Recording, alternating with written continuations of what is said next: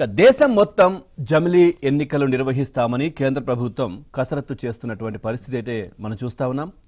ఇప్పటికే కేంద్ర కేబినెట్ ఈ బిల్లుకు ఆమోదం కూడా తెలిపింది.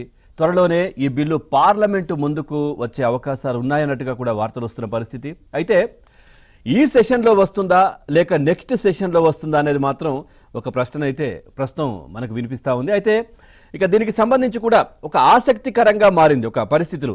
అయితే ఈ పార్లమెంట్లో ఆమోదం పొందాలంటే కనుక ఈ బిల్లు రాజ్యాంగ సవరణతో పాటు 1/3 మెజార్టీతో ఈ బిల్లుకు మద్దతు లభించాలి అని కూడా విశ్లేషకులు చెప్తా ఉన్నారు. మనకు చట్టాల్లో కూడా ఉన్నటువంటి పరిస్థితి. అయితే ప్రస్తుతం బీజేపీకి అంతమంది సభ్యులు బలం ఉందా అనేది అయితే ఒక ప్రశ్న మనకు వస్తూ ఉంది. పునరాలోచనలో బీజేపీ పడినట్లుగా తెలుస్తూ ఉంది. మాజీ రాష్ట్రపతితో నేతృత్వంలో ఏర్పడిన కమిటీ ఇచ్చిన రిపోర్టు కూడా ప్రస్తుతం చర్చకు వస్తున్నటువంటి పరిస్థితి కనిపిస్తోంది.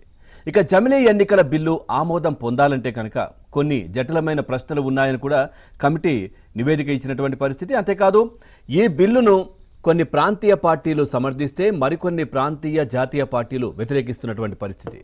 ఈ విధంగా ఈ బిల్లు ఆమోదం పొందాలంటే దేశంలోని సగానికి పైగా అసెంబ్లీ సమావేశాల్లో ఈ బిల్లు ఆమోదం పొందాలి. మరి బీజేపీకి అంత బలముందా, అది సాధిస్తుందా అనేది మాత్రం ఒక ప్రశ్న. మనం ఒకసారి ఏపీ రాజకీయాలకు సంబంధించి కూడా చూస్తే అంటే ఈ జమిలీకి ముడిపడే ఉన్నటువంటి పరిస్థితి. ఎందుకంటే జగన్మోహన్ రెడ్డి పదే జమిలీ ఎన్నికలు వస్తూ ఉన్నాయి. 2027లో జమిలీ ఎన్నికలు రాబోతున్నాయి.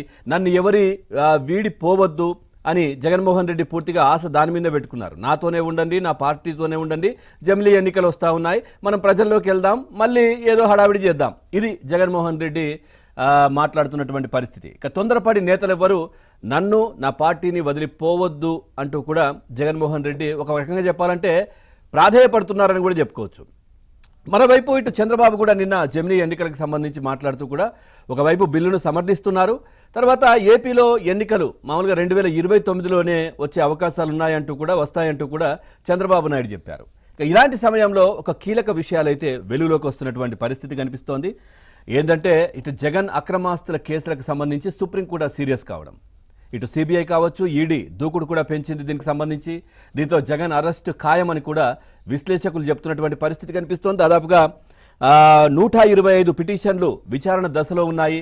ఎందుకు ఇవి ముందుకు వెళ్ళట్లేదు అంటూ కూడా సుప్రీం ప్రశ్నిస్తున్నటువంటి పరిస్థితి. 80% వ్యాజ్యాలు పెండింగ్. సుప్రీంలో 15 స్పెషల్ లీవ్ పిటిషన్లు కూడా దీనికి సంబంధించినటువంటి పరిస్థితి.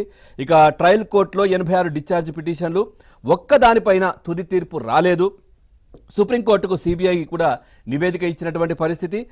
తదుపరి విచారణ జనవరి 10కి కూడా దీనికి సంబంధించి వాయిదా వేశారు. ఇటు ఈ కేసులకు సంబంధించి కూడా స్పీడ్ పెరుగుతున్నటువంటి పరిస్థితులు కనిపిస్తూ ఉన్నాయి. దాదాపుగా 12 సంవత్సరాలుగా బెయిల్ పైన బయట ఉన్నటువంటి వ్యక్తి మరి ఇప్పుడు కొత్తగా ఆ పాత కేసులు, అదేవిధంగా ఇప్పుడు కొత్తగా కూడా జగన్మోహన్ రెడ్డికి సంబంధించినటువంటి కేసులు. గత 5 సంవత్సరాలు ఆయన అధికారంలో ఉన్నప్పుడు ల్యాండ్, శాండ్, మైన్, వైన్ ప్రతి దాంట్లో ఎవరిని టచ్ చేసినా దాని మూలాలు తాడేపల్లి లేదంటే జగన్మోహన్ రెడ్డి. ఆ కేసులకు సంబంధించి అక్కడికే లింకులు ఉన్నాయి. మరి ఇవన్నీ కొత్త కేసులు కూడా వచ్చే అవకాశం. అట్లాగే ఆల్రెడీ RRR రఘురామకృష్ణరాజుకు సంబంధించినటువంటి ఏదైతే కస్టోడియల్ టార్చర్కి సంబంధించినటువంటి కేసులో జగన్మోహన్ రెడ్డి పేరు కూడా చేర్చినటువంటి పరిస్థితి కనిపించింది. అదేవిధంగా జత్వాని కేసు కావచ్చు. ఇలా ఏ కేసు చూసినా ఎక్కడ చూసినా జగన్మోహన్ రెడ్డి అందులో ఉన్నటువంటి పరిస్థితి. మరి ఏ విధంగా ఉండబోతోంది? జగన్మోహన్ రెడ్డి జమిలీ అంటున్నారు. మరి జమిలీ ముందా, జైలు ముందా, ఏది ముందు రాబోతున్నాయి? జమిలీ ఫస్ట్ వస్తుందా